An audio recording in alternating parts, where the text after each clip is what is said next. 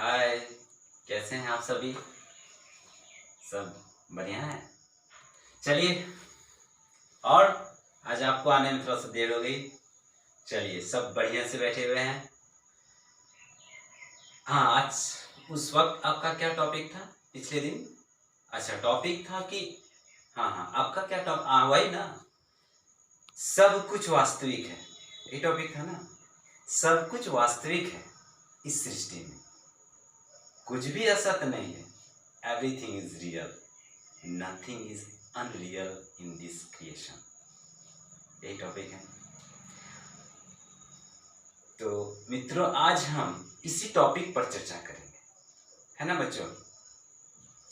तो बच्चों, आज मैं आप लोगों को बताने जा रहा हूं कि संसार में, पूरे वर्ल्ड में, ब्रह्मांड में, सृष्टि में जो कुछ भी है, सारा सत्य है। Everything is real, nothing is unreal in this creation.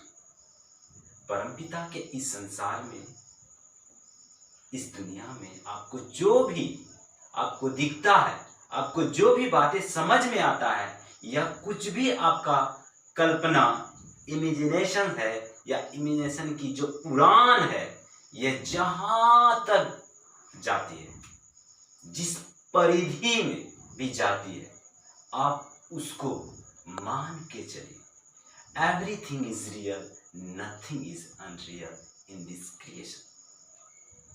जो भी आपके मस्तिष्क में यदि उठती है, चाहे वो सोच हो या विचार हो, क्योंकि यदि ईश्वर रियल थिंग है, अगर परमपिता रियल थिंग है, तो समस्त सृष्टि भी रियल थिंग है। अब बातें आती है कि कितना उनकी बातों को मैं कंप्लीटली जॉर्जियस कर पाता हूं, या उसका परिसर देख पाता हूं। यही पर अंतर है, जो संपूर्ण है, जिसमें सब कुछ है, इसलिए वो मतलब परमपिता सब कुछ जानते हैं। सब कुछ, चूंकि हम लोग उनका अंश हैं, इसलिए हम लोग आंशिक ही देख पाते हैं। दैट मीन्स जो लौकिक अलौकिक चमत्कार हैं, ये सब बातें जो करते हैं, दैट मीन्स जो हमें दिखता है, जिसको हम समझ पाते हैं, जिसे हम एक्सप्लेन कर पाते हैं, वो हमारे लिए लौकिक है। शाब्दिक रूप से उसे रियल कहते हैं।